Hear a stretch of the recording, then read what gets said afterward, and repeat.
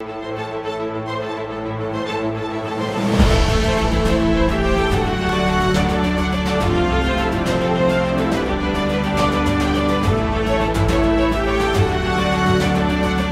guys, welcome back to Nerd Impact. Doing our final weekly, I almost said WandaVision review. No, this is Falcon and Winter Soldier. As Nick has it playing in silent on his tablet in front of him. They're not supposed to know that. So we had the finale. I actually know the title of this one. One People, One World, right? Mm-hmm. Yeah. Or One World, One People. Did I get that backwards? One World, One People. One World, One People. The Flag Smasher slogan. We had a whole lot happen in this final episode here. Finally got our look at Sam as Captain America / Uncle Sam. Uncle Sam. Uncle Slam. Uncle Slam. He did a lot of slamming. First look we get at him, we don't never see him take the costume out of the box. Instead, we see him fly through the window of the was it an embassy building, or they had a bunch of government officials, a council of some sort. Yeah, was meeting, as we saw at the end of the last episode, and that was the group that Carly was targeting. Oh, what the hell did they call it? It was the council that's working on the like forced immigration of people that were dislocated by the not the snap, but the coming back in it. But yeah, Nick, what did you think about this costume? It was better than his the shirt that he had before, what he was wearing before. The Falcon costume? Here. Yeah. So it looked kind of armored, which I liked. And then it incorporated, of course, the red, white, and blue. And vibranium wings. I'm pretty sure they're vibranium wings because the way he used it in conjunction with the shield in the one scene. Yeah. He created like a dome around himself and he had the shield on top. So that was really cool. What I liked about, because I have read the full run of Sam as Captain America in the comics, and what I really liked about it was that it's freaking identical to the comic book interpretation of the costume. Yeah. And he's got a lot more tech worked into his suit than what Steve Rogers had, obviously.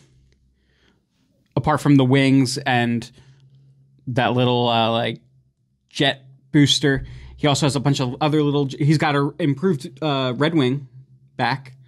Looks like Red Wing had some upgrades.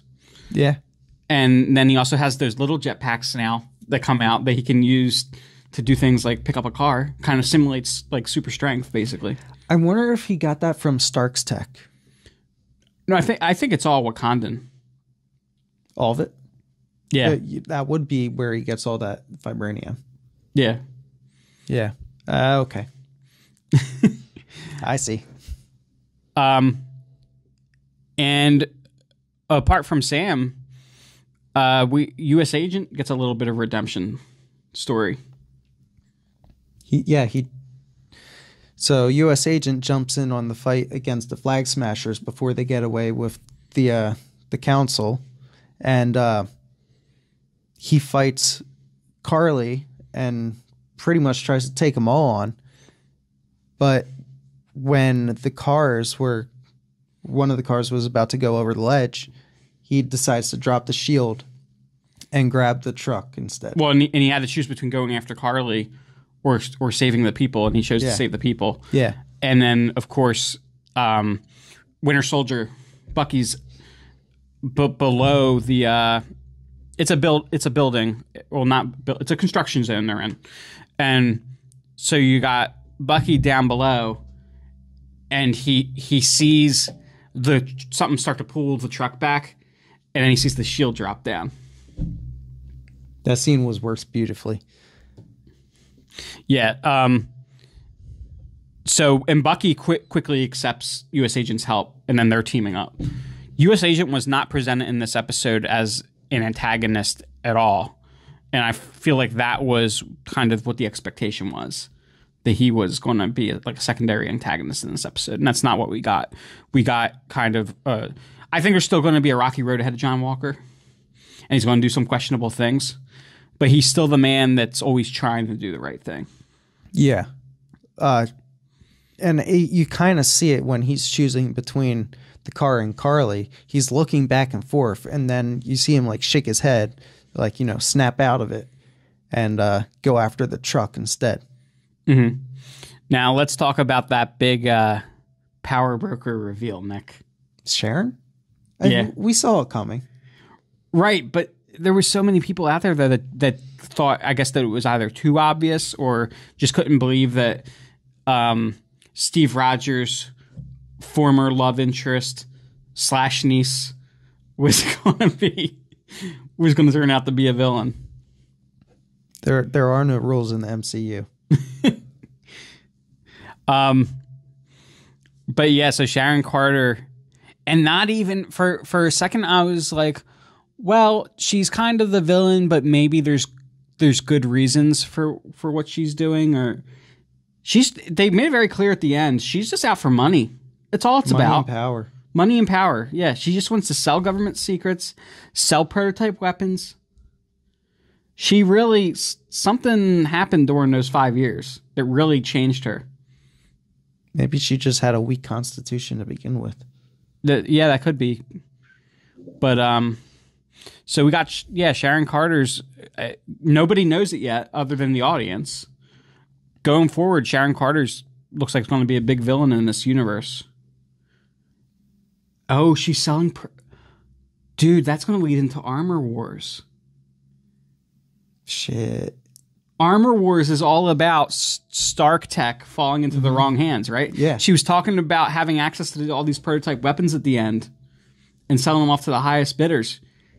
That's how it's going to bring Rhodey back into it. Trying to take Stark tech off the street. Now, do you think Pepper, right? Pepper, yeah. Do you think she's going to be a part of that too? I kind of feel like get some rescue. Yeah, I think we're going to have a team of Iron Man characters. And remember, don't we know that Ironheart is being brought into the universe? I think so. So it's probably going to be you could probably expect Pepper, War Machine, Ironheart. It's going to be awesome. There's going to be so much metal flying around. in Armor Wars. Yeah. So that's going to be really cool. What other big reveals did we have in this? Isaiah Bradley seems to be approving a little more of what Sam's doing. Yeah. After the big speech that Sam gave. And then when Sam gives him some justice, a little bit of justice for what he's gone through. Yeah. In immortalizing him. Yeah. So, let's back up a second. So after they stop the Flag Smashers, Sharon Carter shoots she shoots Carly, and Carly's is coincidentally the only one that knows that she's the power broker. Shoots well, no, Backtrack gets away. Doesn't Backtrack know? No, Backtrack was shot. Backtrack was shot. Did he die? Sharon caught Backtrack while Carly shot Sharon. But is Backtrack dead? They saw him drop and his hand go backward. So he's the floor behind the box. So what that tells me is he's probably alive. This is the Marvel Fictive Universe. If Loki died. Loki died 75 times. Backtrack. That's Loki. That's Loki though. That's totally different story. So Backtrack will be back at some maybe not. But yeah, and so they stop the Flag Smashers. And then at the end, he approaches the senator that's heading this council. And he being Sam. And everybody's clearly accepting him as Captain America. And all this is very public because there's reporters there right now. Everything's being broadcasted. You see Isaiah's watching it live. And he basically tells them, guys, the way you're trying to handle this stuff is wrong. And he tells them basically, you now know what it's like to feel helpless. To feel helpless. Yeah. So it was a really powerful message, and I think showed Isaiah that, yeah, Sam wants to go forward and is a black man that wants to be Captain America, but he's not. That doesn't mean that he's supporting everything that the country has decided to do over the years. He's using his platform to publicly voice what he believes is right. So that was really cool. And then, as you were saying, Nick, at the end we get Sam bringing Isaiah some justice. Yeah, he takes him to the Captain America exhibit, and then within the exhibit is a new piece with him as a statue and a plaque telling people what he did for his country. Yeah. And then he really loved that, and you can see it in his eyes. And then, hugging Sam and getting all teary. That made me weep.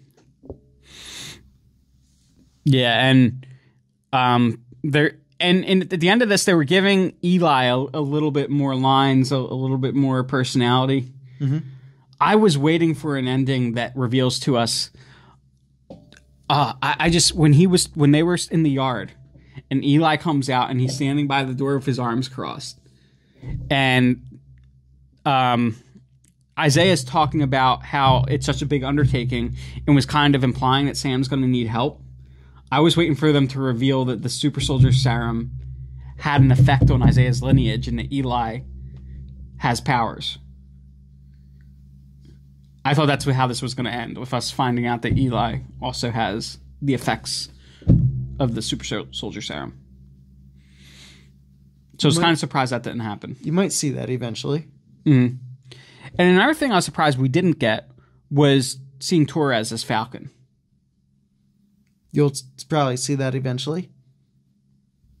Maybe that'll be part of Armor Wars too. Were his little original wings Stark Tech? I don't know. I think in the comics they were. I don't know. Yeah, and then we get our post-credit scene. Well, no, before our post-credit scene, we get the reveal of U.S. Agent's new costume, which is just same costume with black, as he describes. He's like, it's just black. Yeah. But he also has a holster with a gun in it, which I noticed. I didn't catch that. Now, at this point, he doesn't have a shield, so it'd be interesting to see. Shit, I got it right in front of me. Where they get the new shield from. I doubt it'll be Wakandan. I doubt it'll be vibranium. Depending on when it happens, maybe it'll be adamantium. I think it will be vibranium. And then in the post-credit scene, we see Sharon